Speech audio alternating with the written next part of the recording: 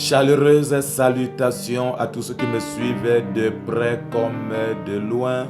Vous avez là votre humble serviteur, le révérend pasteur évangéliste Asso Gildas Ferdinand. Alors aujourd'hui, je nous entretiens dans le livre de 1 Corinthiens chapitre 7, le verset 35. Je lis. Je dis cela dans votre intérêt. Ce n'est pas pour vous prendre au piège. C'est pour vous porter à ce qui est bienséant et propre, à vous attacher au Seigneur sans distraction. Nous parlons donc aujourd'hui sur le thème attention aux distractions.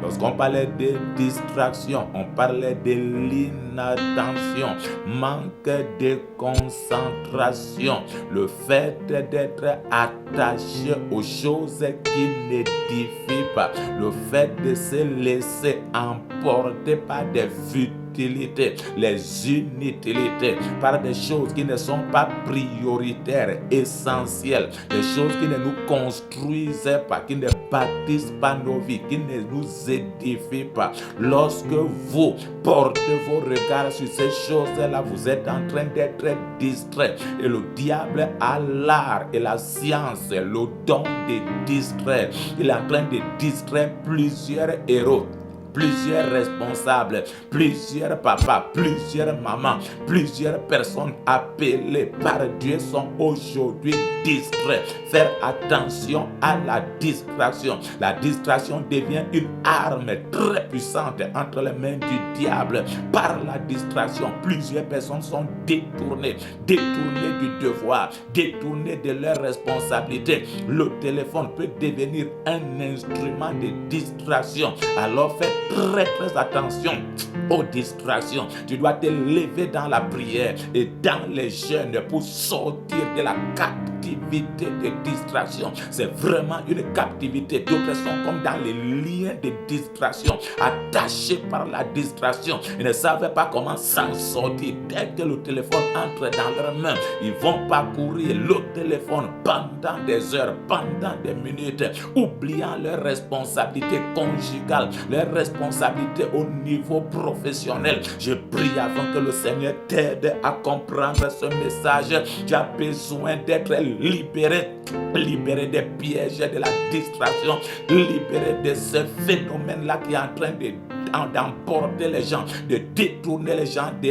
leurs responsabilités. Et la Bible déclare ici, j'ai dit cela dans votre intérêt, ce n'est pas pour vous prendre au piège, c'est pour vous porter à ce qui est bienséant et propre, à vous attacher au Seigneur sans distraction. Ce passage nous présente Jésus comme l'essentiel de notre vie, la priorité de notre vie. Restez attachés au Seigneur, regardez au Seigneur, soyez concentrés sur votre relation avec le Seigneur. Tous ceux qui sont concentrés, qui restent attachés au Seigneur, qui regardent au Seigneur, qui vivent dans une communion profonde avec le Seigneur, ces personnes finissent toujours par réussir. Donc attention à la distraction. La distraction est en train de te guetter. Elle a commencé à t'emporter loin de ta responsabilité. Fais très attention à la distraction. Le Seigneur veut te faire sortir de la distraction,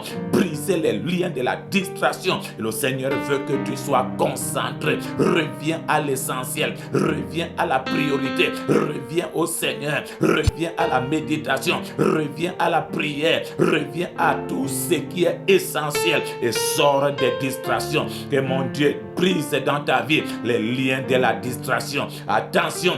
À cause de la distraction, plusieurs épouses ne sont plus responsables dans leur foyer. À cause de la distraction, plusieurs papas ne sont plus responsables, n'assument plus en quelque sorte leurs responsabilités. À cause de la distraction, les élèves ne suivent plus des enseignants à l'école, depuis même l'école primaire, disons-le comme ça, jusqu'à l'université. Plusieurs ne sont plus concentrés. C'est quoi la distraction? Une arme très puissante entre les mains du diable. Et la distraction ne reste respectez pas votre âge, ne respectez pas votre titre. Vous pouvez avoir des galons, mais alors que la distraction est en train de vous manipuler, et par la distraction, le diable manipule les hommes gradés, manipule les personnes qui portent les titres, manipule n'importe qui. Ne te laisse pas manipuler par la distraction.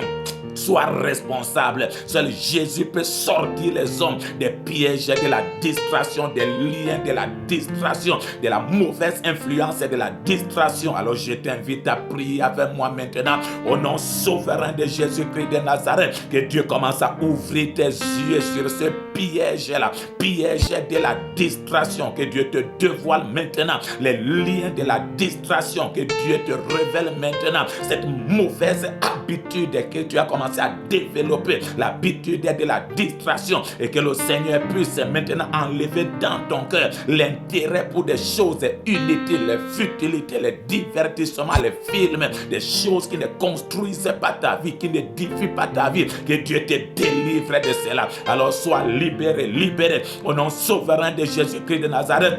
Je prie de tout mon cœur que Dieu te libère de la distraction. Libère de la distraction. Si tu es libéré, si tu es libéré maintenant, tu vas voir comment ta vie va reprendre